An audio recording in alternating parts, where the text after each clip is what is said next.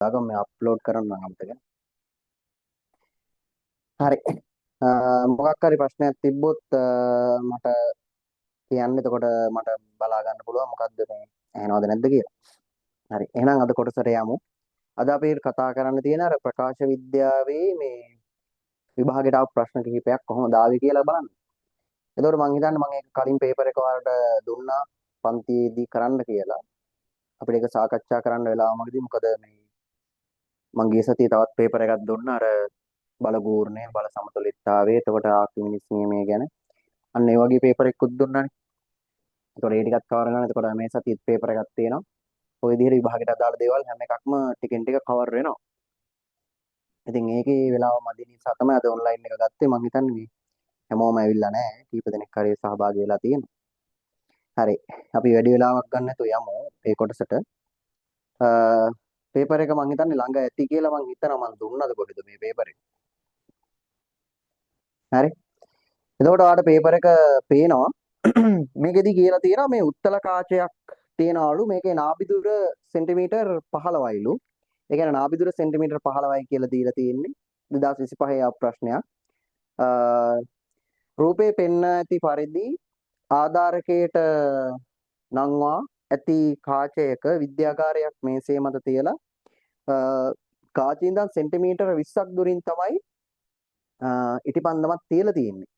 එතකොට අපිට කියනවා මේ ඒ ටික දීලා ඔක්කොම නාභිය සෙන්ටිමීටර් 15යි. අපිට මතකනේ නාභිය කොහොමද ආලෝක කිරණ සටහන් එහෙම වෙන්නේ කියලා නේද? හරිද? සමාන්තර කිරණක් ආවොත් ඔයාලා දන්න ඔය මේ උත්තර කාචවල හරිද සමාන්තරව කිරණක් ආවොත් එයා හැරිලා නාභිය හරහා යනවා. ඒ වගේ දේවල් මතකනේ නාභිය හරහා ආවොත් සමාන්තරව යනවා. ඒ වගේ කිරණ සටහන් මම හිතන්නේ පාඩමේ කියලා දුන්නා. දැන් අපිට කියනවා පළවෙනි ප්‍රශ්නේ ඉටිපන්දම් දැල්ලේ ප්‍රතිබිම්බය ඇති වෙන ආකාරයේ කිරණ සටහනක් අඳින්න.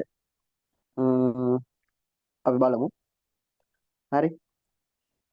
මම හිතනවා මේ වගේ කිරණ සටහනක් ඔයාලට එන්න ඇති කියලා. දැන් මේ සාමාන්‍යයෙන් මෙයා නාභිදුර සෙන්ටිමීටර් 15යි. හරි. මේ ඉටිපන්දම තියලා තියෙන්නේ මේ හරියෙන්. මෙන්න මේ හරියෙන් විතරනේ. ඒ කියන්නේ සෙන්ටිමීටර් 15ට වඩා වැඩි දුරක්. හරිද? එතකොට අපි දන්නවා මේක නාභිය 2f හැදින්නේ සෙන්ටිමීටර් 30ක් දුරින්. හරිද? මතකනේ අපි මේව ඇන්දේ මේ මෙයා f මෙයා 2f විදිහට. මෙයා 15යි නම් මෙයා 30යි විදිහට තමයි වෙන්න ඕනේ. දැන් අපි නම් ওই අඩුවල තියලා අඳිද්දි මේක සෙන්ටිමීටර් 2යි ඔයාලට මතක ඇති. මේක සෙන්ටිමීටර් 4ක් තමයි ගත්තේනේ. මේ පැත්තටත් එහෙමම ගත්තානේ. මේකත් සෙන්ටිමීටර් 2යි මේකත් 2යි ඔක්කොම සෙන්ටිමීටර් 4ක් වෙන්න තමයි ගත්තේ. මතකයිනේ. එතකොට දැන් මේ වස්තුව ඇත්තටම අපි මේ ඇඳපු රූපෙත් එක්ක ඔයාලා බැලුවොත් එහෙම මේ f 2යි f අතර තමයි මේ වස්තුව තියලා තියෙන්නේ. එහෙනම් ප්‍රතිබිම්බය ඇතිවන තැන බලා ගන්න ඔයාලට මේ හරියට මේ දුරවල් පාවිච්චි කරලාම මේක අඳින්නත් පුළුවන්. නැත්නම් ඔයාලට විභාගයේ වගේ නම් ඔයාලට මේක කටපාඩමෙන් වගේ තියෙනවා නම් මේ කිරණ සටහන් ටක් ගාලා ගහලා ඉවරලා අර බලන්න දෙයක් නැහැ අඳින්න පුළුවන්. දැන් මේක මේ පොළොල් විභාගයට ආපු ගානන්නේ. හරිද? එතකොට අර කිරණ සටහන් මතක නැත්නම් අර අපි කියලා දීපු ක්‍රමයට ඇඳලා බලන්න පුළුවන්. එහෙම මේ මතක නැත්නම් හැබැයි මතක නම් හොඳයි. ඔයාලට කිරණ සටහන් එහෙම වැරදුනත් ටක් ගාලා මේ වැඩේ කරගන්න පුළුවන් මතක නම් මේක. ඔයාලට මතකයි අපි මේ උඩ ලක්ෂයෙන් ලක්ෂ දෙකක් ගත්තා. එකක් තමයි මේක සමාන්තර આવොත් මේ කිරණ සටහන් මෙහෙමම ඇඳලා තියෙන්න ඕනේ. අර රූල තියලා ලස්සන්ට. නැත්නම් ඒවා වැරදි. හරිද? සමාන්තර આવොත් එයා හැරෙන නාභිය හරහා යනවා. හරිද? ඒක හරිනේ.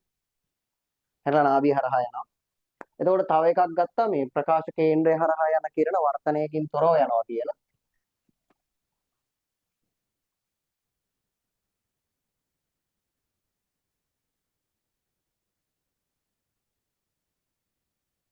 හරි. මේ දෙන්න කැපෙන තැන මෙයාගේ මේ විදිහට ප්‍රතිබිම්බය ඇඳලා තියෙන්න ඕනේ.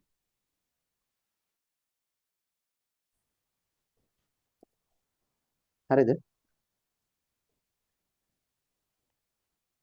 මම ඇහෙනවනේ පැහැදිලිව.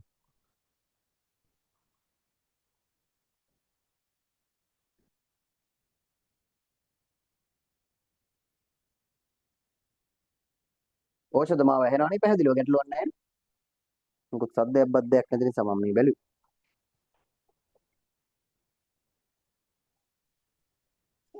ඔව් සර්. හරි. එහෙනම් ගැටලුවක් නැහැ. හරි. මේක මං හිතන්නේ ඔයා මේ විදිහට අඳින්න ඇති. අඳලා නැත්තම් කිරණ සටහන ටක් ගාලා ඇඳ ගන්න. මේ තමයි පළවෙනි එකට උත්තරේ. එතකොට අපිට අහලා තියෙනවා මේ දැන් උතන හැදෙන ප්‍රතිබිම්බයේ ලක්ෂණ. හරිද? ඔයාලට මේක මතක නම් හරිද? අපි අපි දැන් අඳින්න පටන් ගත්තේ මෙහෙම නෙමෙයිනේ ඇත්තට. මෙයා මුලින්ම ඔයාලට මතක නම් මේ 2F ඈතින් තමයි මුලින්ම අපි වස්තුව තිබ්බේ. හරිද? මම ඒක ඕනනම් ආපහු මතක් වෙන්න අදින්න. අපි ඔය නෝට් එකේ යන්නේ මෙහෙමයි. හරිද? මෙයා F, මෙයා 2F, මෙයා F, මෙයා 2F. මේ මේවා කරන එකෙන් ආය ආය අපිට පාඩම් මතක් වෙනවා. ඉතින් මේ වගේ ප්‍රශ්නයක් ආවොත් ගොඩ දා ගන්න පුළුවන් ඉතින්. හරි. එන්නේ ඒක හොඳයි ඉතින් මේ පේපර් ක්ලාස් එකකට. එතකොට මුලින්ම අපි තිබ්බේ මේ වස්තුව මෙතන. වස්තුව මෙතන තියෙද්දි ඔයාලට මතක ඇති මේ ප්‍රතිබිම්බය තියුනේ මෙතන.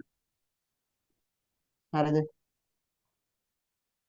මම හිතනවා මම මේක කෙටි සටහනක් දුන්නා. වස්තුව මෙතන තියද්දි ප්‍රතිබිම්බය මෙතන ඇති වෙන්නේ කුඩායි යටිකුරුයි. හරිද? එතකොට වස්තුව ඊළඟට 2F මතර ගෙනාව මතක ඇති. ප්‍රතිබිම්බයත් ඇති උනේ 2F මතමයි. එතකොට ඔයාලට ඒක කියලා දුන්නා මේ වස්තුවයි ප්‍රතිබිම්බයයි අර උසින් සමාන විදිහට තමයි ඒක ඇති උනේ. යටිකුරුයි උසින් සමානයි. ඒ වගේම තමයි මේ ප්‍රතිබිම්බ අනිවාර්යෙන් මොනවද? මොන ප්‍රතිබිම්බද ඇති වෙන්නේ? තාත්විකද අතාත්විකද? මතකන මේ හැම ප්‍රතිබිම්බයක්ම අතාත්විකයිනේ. අතාත්විකයි. තාත්විකයි. තිරයක් ඒ කියන්නේ අතාත්විකයි කියන්නේ ඇතුලේ පේනවා කියන එක. හැබැයි මේ තාත්විකයි කියන්නේ තිරයකට ගන්න ඕනේ. මේවා මේ කිසි එකක් අපිට මේ ඇතුලේ පේන්නේ නැහැ. ඔක්කොම තිරයකට ගන්න වෙනවා. ඔක්කොම ඒ නිසා ප්‍රතිබිම්බ තාත්විකයි. මතක ඇති කියලා දුන්නානේ. හරි ඊළඟට ඔයාලට මතක ඇති මේ වස්තුව දැන් මේ මෙතන තියලා F 2F අතර මේක. එතකොට ප්‍රතිබිම්බය ඇති උනේ මෙන්න මේ විදිහට 2F ඈතින් විශාල ප්‍රතිබිම්බයක්. මතකද? F මත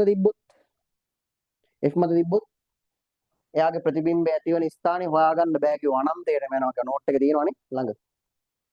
හරිද? ওই විදිහට කරලා මෙතන F මෙන්න මේ ප්‍රකාශ P අතර මෙන්න මෙතන තියෙද්දි වස්තුව මෙයා අනන්තයට ගියා මෙතන තියෙද්දි F මත තියෙද්දි වස්තුව මෙතෙන්ට ගෙනපුවාම මේ ප්‍රතිබිම්බේ කැරකිලා ඉවර වෙලා මේ පැත්තට එනවා විශාල උඩුකුරු හරිද අතාත්වික ප්‍රතිබිම්බයක් විදියට අත්කාචය වෙන්න ඔය සීන් එක කියලා දුන්නා මෙතන තියෙද්දි තමයි අත්කාචය අර මේ ප්‍රතිබිම්බය ලොකු වෙලා පේන්නේ. එතකොට දැන් මේකෙන් මේ අවස්ථාව තමයි අහලා තියෙන්නේ F2F අතර වස්තුව තියෙද්දි යාගේ ප්‍රතිබිම්බයේ ලක්ෂණ ටික අහනවා දෙවෙනි ප්‍රශ්نين බලන්න. හරි මම ඕනනම් මේ නෝට් එකට දාගන්න පොඩි ෂෝට් නෝට් එකක් වගේ. හරි පළවෙනි ප්‍රශ්නෙට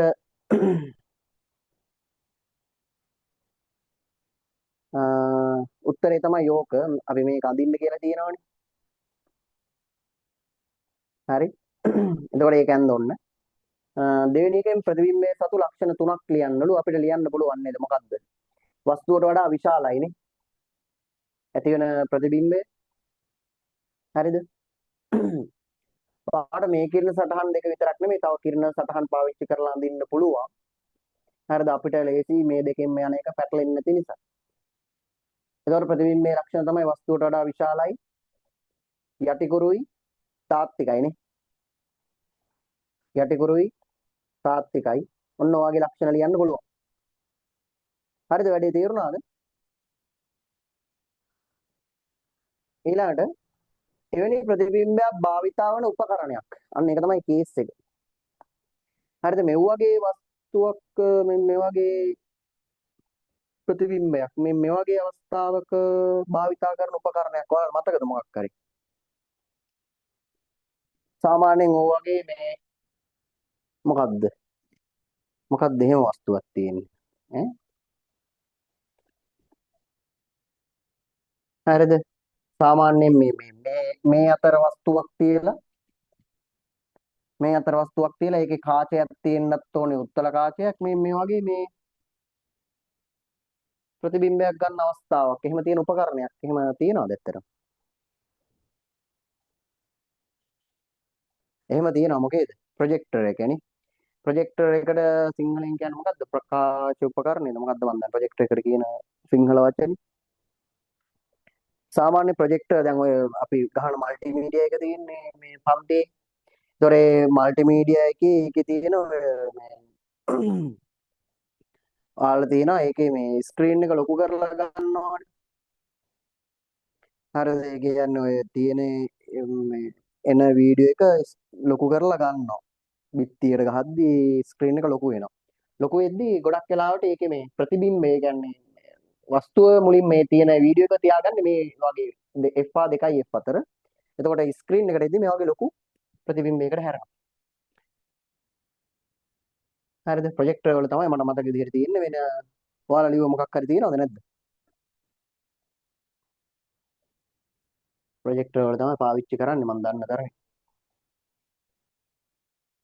හරි ඊළඟට ඊළඟ එකත් කරන්න දෙන්නේ මොකක්ද තියෙන්නේ අත්කාචයක් ලෙස භාවිතා කර කුඩා කෘමියෙකු නිරීක්ෂණය කිරීමට යොදාගත් අවස්ථාවක් සලකන්න. මෙහිදී කාචයේ සිට කුමන දුර පරාසයකින් කෘමියා තිබිය යුතුද? එතකොට සාමාන්‍යයෙන් අත්කාචයක තියෙනවා නම් අපි මොකද කරන්නේ? කෘමියා තියෙන්න ඕනේ. කෘමියා ලොක් කරගන්න කොහෙද තියෙන්න ඕනේ? හරිද? අත්කාචයක වගේ මේ වැඩේ කරනවා නම් මේ නාභි දුරට අඩුවෙන් කෘමියා තියා ගන්න ඕනේ. මෙන්න මේ ගානට වගේ අත්කාචයකින් විශාල කරලා බලද්දී නැත්තම් ඔය අත්කාචයට වඩා ගොඩක් දුරින් ඔය කෘමියා තිබ්බට වැඩක් වෙන්නේ නැහැ අපිට පේන්නේ නැහැ මොකද මේ තාත්වික ප්‍රතිබිම්බ නැති වෙන්නේ අපි අත්කාචය ඇතුළෙන්නේ බලන්නේ. එතකොට අතාත්වික ප්‍රතිබිම්බයක් ඇති කරගන්න නම් කෘමියා තියෙන්න ඕනේ මේ දෙක අතර විශාල කරගන්නයි. හරිද? එහෙනම් කෘමියා තියන්න ඕනේ මෙන්න මේ කියන නාභි දුරට වඩා අඩු දුරකින්. එහෙම තිබ්බොත් මේ කෘමියා විශාල වෙලා මේ පැත්තෙන් ඇති වෙනවා. ඒක අපිට අත්කාචය ඇතුළෙන් බලා ගන්න පුළුවන්. හරිද? එහෙනම් උත්තරේ වෙන්නේ නාභි දුරට වඩා අඩු දුරකින්. හරි? නාභි දුරට වඩා අඩු දුරකින්.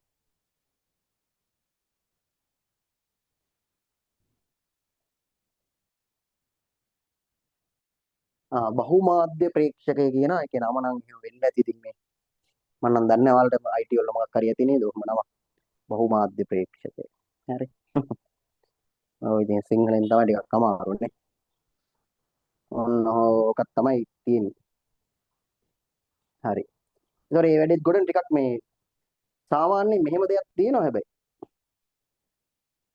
හරි දැන් ඔයාලා මේ පාස් පේපර් එක මේ වෙද්දි පොඩ්ඩක් අධ්‍යයනය කරලා තියෙනවා නම් හරිද ඔයාලා පෙරලා ටිකක් හැම අවුරුද්දක් බලලා තියෙනවා නම් ඔය හැම අවුරුද්දකම ඔයාලා දකින්න ඇති මේ 7 වෙනි ප්‍රශ්නේ විදිහට ගොඩක් වෙලාවට මේ ප්‍රකාශ විද්‍යාවෙන් ප්‍රශ්නයක් ඇවිල්ලා තියෙනවා. හරිද? 7 වෙනි ප්‍රශ්නේ විදිහට අනිවාර්යයෙන්ම ගොඩක් වෙලාවට මේ ප්‍රකාශ විද්‍යාව කියන්නේ මේ මෙන්න මේ කියන පාඩමෙන් තමයි ඇවිල්ලා තියෙන්නේ විභාගෙට. හරිද? 7 වෙන්න පුළුවන් ටිකක් එහෙම වෙනවා 6ට වගේ කලාතුරකින් වගේ වැටෙනවා. ගොඩක් වෙලාවට 7 වෙනි ප්‍රශ්නේ. ඒ කියන්නේ හැම අවුරුද්දක්ම නොකඩවා ඇවිල්ලා තියෙනවා. එතකොට මේ අවුරුද්දේ මේ ගිය අවුරුද්දේ තිබ්බ විභාගෙටත් ආවද? ගිය අවුරුද්දේ තිබ්බ විභාගෙටත් ඇවිල්ලා තියෙනවා. හරිද? ඒ කියන්නේ නොකඩවා එන ප්‍රශ්නයක් විදිහට මේක දකින්න පුළුවන්. ඒ කියන්නේ මේ පාඩම ඔයාලට ටිකක් හොඳට වැඩි පුළුවන් නම් එක ප්‍රශ්නයක ඒ කොටස වගේ කොට දාගන්න පුළුවන්. හරිද? ඒ කියන්නේ හොඳ 20කින් හොඳ ලකුණු කොටසක් ඔයාලට මේ ප්‍රශ්නේ පුළුවන් නම් කොට දාගන්න පුළුවන්. ඒ කියන්නේ මේක වටිනා ප්‍රශ්නයක්. ඒ කියන්නේ වටිනා පාඩමක්. හරිද? ඒ නිසා මේ පාඩම ටිකක් අර වැඩිපුර අධ්‍යයනය කරනවා කියන්නේ එහෙම පාඩුවක් වෙන්නේ නැහැ. තේරුණාද දන්නේ නැහැ කියන දේ. හරි. මොකද්ද මේ පාඩේ නම ප්‍රකාශ විද්‍යාවනේ. ඔව්. හරි අපි ඊළඟ කොටසට යම් බලන්න. ඒ වගේ අර gederin ලකුණු ගෙනියන්න පුළුවන් සාමාන්‍ය ප්‍රශ්න අපිට එනවා. ඒ කියන්නේ gederin අපිට හොඳට පාඩම් කරලා යන්න පුළුවන් ප්‍රශ්න සෙට් එකක් අනිවාර්යෙන් එනවා වගේ. දැන් මේකේ මේ 20ක්ම ඇවිල්ලා තියෙන ලකුණුනේ. නෑ මේක B කොටසනේ. මේ B කොටස විතරයි ඇවිල්ලා තියෙන්නේ. හරි ඊළඟට ඔබ නිරීක්ෂණය කරන කෘමියාගේ ප්‍රතිබිම්බයේ තිරයක් මතට ලබාගත හැකිද? ඇත්තටම අපි අත්කාචයෙන් ඔය වැඩේ කරනවා නම් ඇත්තටම තිරයක් මතට ලබා ගන්න බෑ ඔය කෘමියාගේ ප්‍රතිබිම්බය. නේද?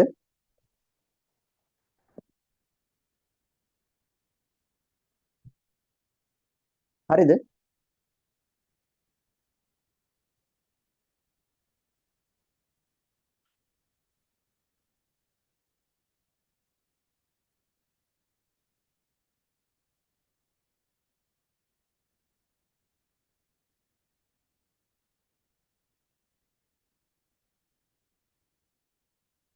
හරි.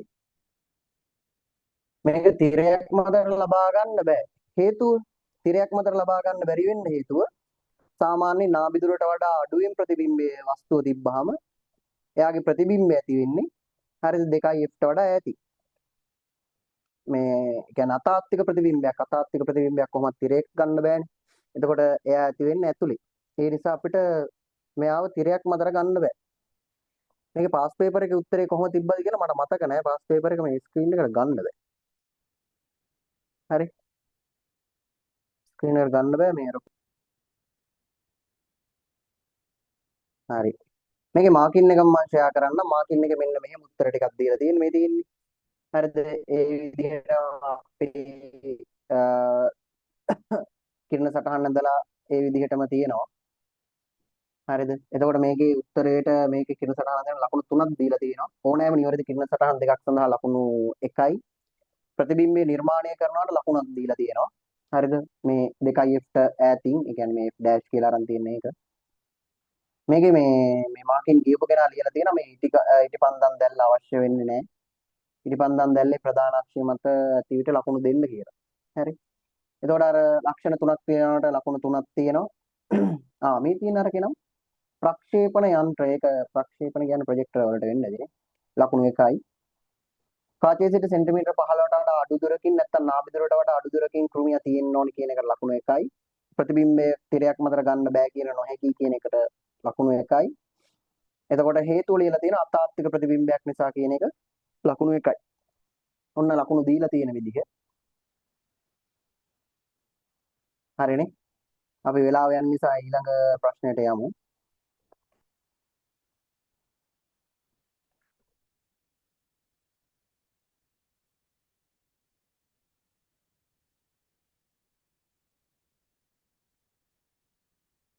හරි. මේකේ දෙවෙනි ප්‍රශ්නේ මම හිතනවා කරන්න නැති මේ 2023 ආපු එකක්. හරි. ඒතකොට මේක නම් හරිම ලේසි. මම මෙතනම අඳින්නම් එක්ක නේද? පහත දැක්වෙන්නේ වීදුරු උත්තල කාචයක ප්‍රකාශ කේන්ද්‍රය හා නාභිය අතර වස්තුව තබා ඇති ආකාරයයි. ඔව් නාභියයි ප්‍රකාශ කේන්ද්‍රය අතරලු වස්තුව තියලා තියෙන්නේ 2023 එක. මෙම රූපය පිළිතුරු පත්‍රයේ පිටපත් කරගෙන සෑදෙන ප්‍රතිබිම්බ නිර්මාණය කිරීමට කිරණ සටහනක් අඳින්න ඒකේ ලක්ෂණ දෙකක් ලියන්න කියලා කියනවා.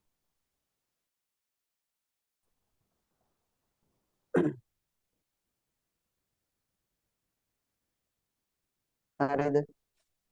එතකොට සාමාන්‍යයෙන් ඔයාලා විභාගෙට එතකොට විද්‍යාව ලියන්න යද්දි අනිවාර්යයෙන්ම ඔයාලට තේරෙනවා මේ පැන්සලකුයි අඩුවලකුයි දරයි යන්න. හරි. හරිද? නැත්තම් මේවා අඳින්නේ කොහොමද? අනික මේ මෙව්වා මේ අර එන්නේ නැත්තම් ඉතින් දඩබඩ ගාලා අඳින්න අර බිබි බෑන්ඩ හරියට ගොඩක් වෙලා ගන්න එපා මේවට ඉතින්. අර ලොකු වෙලාවක් ගත්තොත් ඊළඟ ප්‍රශ්න ටික කරන්න වෙන්නේ. අන්න ඒකයි. හරි. ටක් ගාලා අඩුවල ගත්තා. මේවා ගහගෙන ගියා. මේ පාඩම අනිවාර්යයෙන්ම මේ හොඳට බලලා පුරුදු කරගන්න. හරි. ඒ කියන්නේ ආයේ මේක පාඩුවක් වෙන්නේ දෙපාරක් තුන් පාරක් බැලුවා. මොකද හැම අවුරුද්දකම ඇවිල්ලා තියෙනවනේ විභාගෙට. හරි. සාමාන්‍යයෙන් ඔයා විභාගෙදී පුරුද්දක් කරගන්න අර කිරණ සටහන් ගහද්දී හරියටම අර අපි කිව්ව විදිහට මේ පැත්තට සෙන්ටිමීටර් 2 2 හරි මේක 2යි මේක 2යි මේක 2යි මේක 2යි කියලා ඉක්මනට අඩුවලින් මැර ගන්න. අඩුවලින් තියලාම ඉන්න පුළුවන්. දැන් අඩුවල මෙතන තිබ්බොත් මෙයා සෙන්ටිමීටර් 2කින් ඩොට් එකක් තියාගන්න ඊට පස්සේ සෙන්ටිමීටර් 4කින් මෙයා ඩොට් එකක් තියාගෙන ටක් ගාලා මේ පැත්ත ගහගන්න පුළුවන්. හරිද? ඒ වගේ අර ඉක්මනින් ගහගන්න ටෙක්නික් මොනවා හරි හදාගන්න. එතකොට මේ කිරණ සටහන් ටක් ගාලා අඳින්න පුළුවන්. සහ මතක තියාගන්න. දැන් මෙතන තමයි මෙවලේ වස්තුව තියලා තියෙන්නේ. එහෙනම් මෙයාගේ ප්‍රතිබිම්බය කොහොමද ඇති වෙන්නේ? හරිද? මේ ඇවිල්ලා අර අත්කාච කේස් එකනේ. හරිද? ප්‍රකාශ කේන්ද්‍රයයි නාභියයි අතර තියලා තියෙන්නේ. ඒකට ඔයාලට මතක ඇති මේ මෙයාගේ කොහොමද ප්‍රතිබිම්බය ඇති වෙන්නේ කියලා. හරිද? මේවා ඉතින් ප්‍රැක්ටිස් තමයි. ඉතින් ඇඳලා හුරු නම් මේ කිරණ සටහන් තියෙන්නේ 5යිද කොහෙද උඩ? 5 ඉතින් 3 4 සැරයක් ඇඳලා නම් ඔයාලට පුළුවන් වැඩි.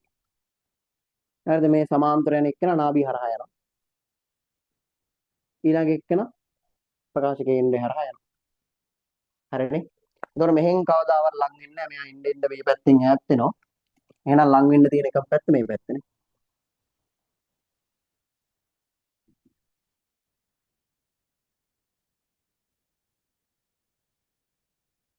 මේ විදිහට ප්‍රතිබිම්බය ඇති වෙනවා. හරි. මලීෂ ඇන්දද මේවා?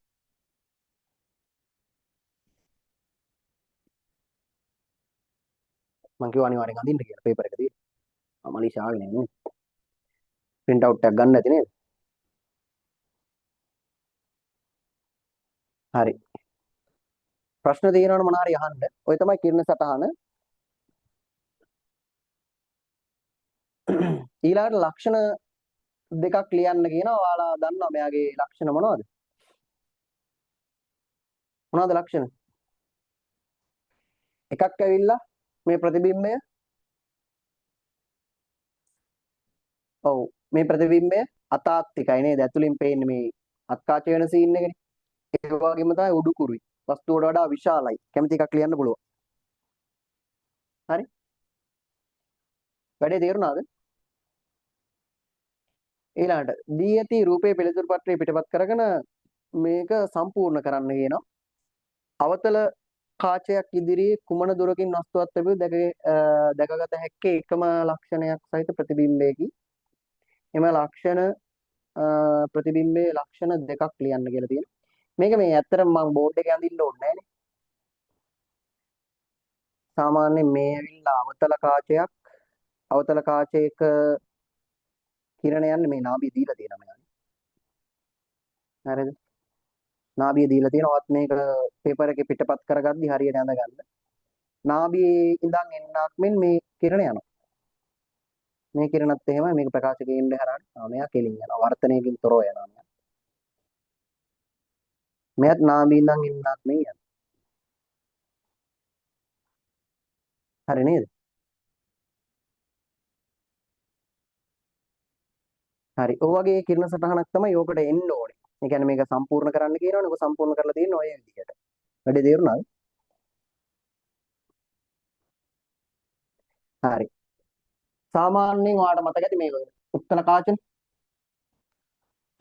අවතල කාචවල ප්‍රතිබිම්බ ඇති වෙන විදිහ මතකද? එයත් මේ විදිහමයි. ඒක අඳින්න කියලා නෑ. ඔයාලට ප්‍රතිබිම්බයේ ලක්ෂණ මතක තියාගෙන ලියන්න කියලා තියෙනවා. හරිද? ඔයාලට මතක ඇති මෙයාගේ වස්තුව කොහේ තිබ්බත් අපි මේ හරිය විතර ගමු.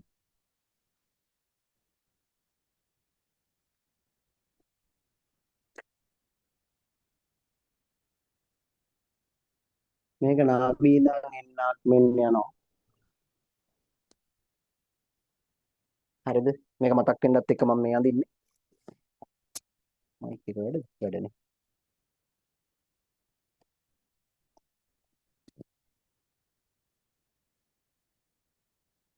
එතකොට අනිත් කිරණ තමයි මෙතනින් එකක් ගත්තා සමාන්තර යන කිරණ නාභිය ඉඳන් එන්නක් මේ යනවා. අනිත් එක්කන ප්‍රකාශ කේන්ද්‍රය හරහා ගියපුවම මොහොම යනවා. හරිද? එතකොට මේ දෙන්න කැපෙන ස්ථානයේ මෙතන තමයි ප්‍රතිබිම්බය ඇති වෙන්නේ. ඒ කියන්නේ මේ වස්තුව මේ ඇවිල්ලා හරිද අවතල කාචනේ. අවතල කාච වල මේ වස්තුව කොහේ තිබ්බත් මේ වස්තුව මෙහි ඉඳන් කොහේ තිබ්බත් අනිවාර්යෙන් ඔයාලා ඇඳලා බලන්න මේ වස්තුව මෙහාට ගෙනල්ලා හරිද හරි එහාට ගෙනල්ලා හරි කොහෙට හරි අරන් ගිහිලා කොහේ යන්ද මෙයාගේ මේ වස්තුව කොහේ තිබ්බත් ප්‍රතිබිම්බය ඇති වෙන්නේ මේ දෙක අතර. ඒ වගේම තමයි මේ ප්‍රතිබිම්බයේ උඩුකුරුයි කියලා දුන්නා. ඒ වගේම තමයි වස්තුවට වඩා ප්‍රතිබිම්බය කුඩයි. හරිද? ওই ලක්ෂණ වලින් කැමති ලක්ෂණ දෙකක් ඔයාලට ලියන්න කියලා තියෙන ලියන්න පුළුවන් ඊළඟ ප්‍රශ්නෙට. වස්තුවට වඩා හරිද ප්‍රතිබිම්බය කුඩයි උඩුකුරුයි ඕනනම් නාභිය හා ප්‍රකාශ කේන්ද්‍රය අතර ඇති වී ඔය කැමති ලක්ෂණයක් මේකට ලියන්න පුළුවන් ලක්ෂණ දෙකයි අහලා තියෙන්නේ. හරි.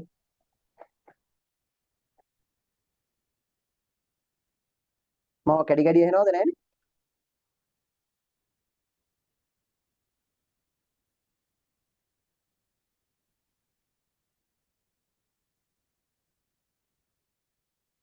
හරි. ඊළඟට අන්තිම එක මේක මේ කට් වුණොත් ආයෙ එන්න තප්පර 6ක් වගේ තියෙන්නේ. එතකොට මෙයාගේ හරිද 2024 ප්‍රශ්නේ. ජලය සහිත බඳුනක පතුලේ තබා ඇති කාසියක් දෙස ඉහළින් බැලුව විට එය එසවි තිබෙනාක්සේ පෙනේ. එක රූපයේ පිළිතුරු පත්‍රය පිටපත් කරගෙන එලෙස කාසිය ඉහළට එසවි පෙනෙන ආකාරය දැක්වෙන කිරණ සටහනක් අඳින්න. හරි බලන්න.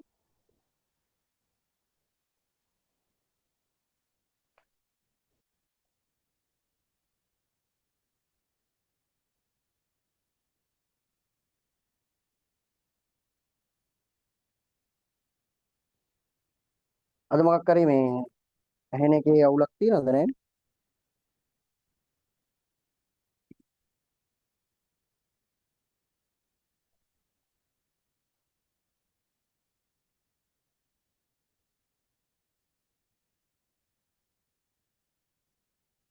හරි මේකේ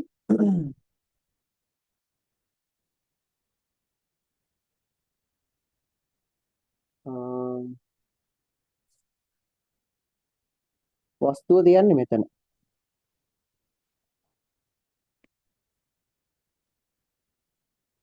ඇහැ තියලා බලන්නේ මෙතන. හරි. ඒතර මෙයා කිරණ සටහන කොහොමද දෙන්නේ? මෙහෙමයි. හරිද? මේක මං හිතන්නේ වැඩි මං පාඩමේ යන්නේ නැහැ. වෙලාවට අපිට මේ ප්‍රශ්නකින්ම මේක හම්බුණා. ඒකත් හොඳයි. හරිද? එතකොට මේ මෙයාගේ ඉඳන්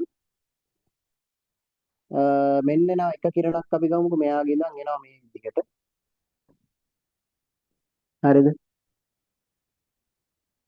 එතකොට ඔයාලට මතකද ඔයාලට මතකද ගහන මාධ්‍යයක ඉඳන් විරල මාධ්‍යයකට ආලෝක කිරණක් යද්දි හැරෙන්නේ මොන පැත්තටද? මම මේ පැත්තටම ගන්නවා. මේ ගහන මාධ්‍යයක ඉඳන් ඔයාලට පුරුදු නැද්ද දන්නේ මේ පැත්තට. මේ පැත්තට අඳින්න. ගහන මාධ්‍යයක ඉඳන් විරල මාධ්‍යයකට යද්දී ආලෝක කිරණ හැරෙන්නේ මොන පැත්තටද? නාභිය දෙසටද නාභියෙන් ඉවතටද? නාභියෙන් ඉවතට හැරෙන්නේ. මෙහෙම වෙන්න ඕනේ.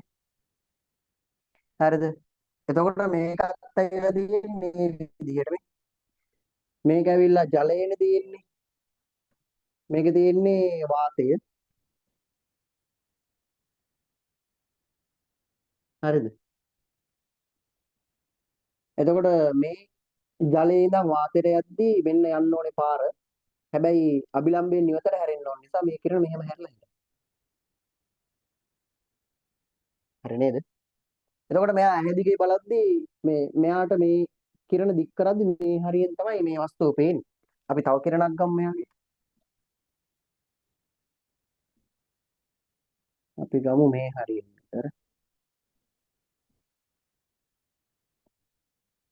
මේ කිරණත් මේ විදිහට ගහන මාධ්‍යයෙන් විරල මාධ්‍යයට යද්දී යන්න ටිකක් හැරිලා තමයි යන්නේ ඇහැට යද්දී. ඔන්න ඔය විදිහට. ඇහැ මම මෙහෙන් අඳ ගන්නන්නේ. පේන්නේ. ඒතකොට මේක දික් කරද්දී මෙන්න මේ හරියෙන් ඒ කියන්නේ අපිට ඇත්තටම මේ අඩියේ තියෙන කාසිය පොඩ්ඩක් ඉස්සිලා තමයි ජලයේ පේන්නේ. හරිද? ඒක පේන්න අදාළ කිරණ සටහන් දෙක තමයි ඔය යන්නේ. අපි දන්නවා කොහොමත් මේක ඇවිල්ලා ගහන මාධ්‍යයක් විරල මාධ්‍යයකට යද්දි මේ කිරණ ඇද වෙලා යනවා. එතකොට මේ ගහන මාධ්‍යයක් මේ කිරණ දෙකක් ගත්තා. විරල මාධ්‍යයට යද්දි මේ කිරණ ඇද වෙලා යනවා. මෙයා බලන්නේ මේ කිරණ කෙලින්. මේ කිරණ කෙලින් බලපුවාම මේ ඇත්තටම වස්තුව තියෙන්නේ මෙතන. හරිද? ඇත්තට වස්තුව තියෙන්නේ මෙතන. ඇත්තටම වස්තුව මෙතන තිබ්බට අර ආලෝකයේ සිදුවන වර්ධනය නිසා මේ වස්තුව ඉස්සිලා අන්න දෘශ්‍ය දුරකින් පේනවා. ඒතකොට වස්තුව මේ හරියෙන් වගේ පේන්නේ මේ කිරණ සටහන තමයි අඳින්න ඕනේ විභාගේ. හරිද? දැන් ඔය අහලා තියෙන ප්‍රශ්නෙට. හරිද? කිරණ සටහන එන්නේ ඕක. මේක එන්න හේතුව මම හිතන්නේ තේරෙනවා ඇති ඔයාලට. තේරුනේ නැත්නම් අහන්න මොකක් හරි ප්‍රශ්නයක් තියෙනවනම්. කට්ටුනොත් මේකෙන් මෙන්න.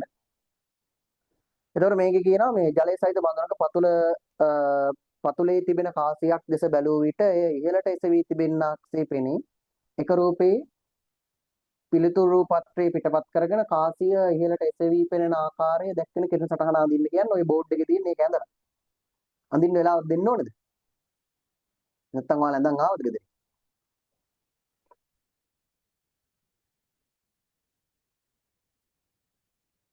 මලීෂා වෙලාවක් ඕනේද අඳින්න?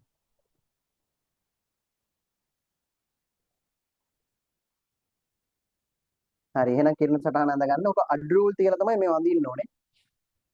නැත්තම් මේ නිකන් මේ විදියට පැන්සලෙන් එහෙම එහෙම අඳින්න එපා. එතකොට අර සාමාන්‍යයෙන් අපි ආලෝක කිරණ සටහන් එහෙම අඳින්නේ නැහැ. මොකද අපි දන්නවනේ ආලෝක කිරණක් කියන්නේ අර සරල රේඛීය කියලා. ඒ නිසා මේ කිරණ සටහන් හරියට අඳින්න. මේක මේ මෙතනින් අර විරල මාධ්‍යයකට යන නිසා අභිලම්බයෙන් ඉවතට හැරෙනවා. ඒකයි මේ කිරණ මෙහෙම නැමෙන්නේ. එතකොට අපි ඇහැ තියලා බලද්දි උඩින් ඉඳන් බලන කෙනෙක්ට අර මේ ඇත්ත වස්තුව මෙතන තියෙන්නේ.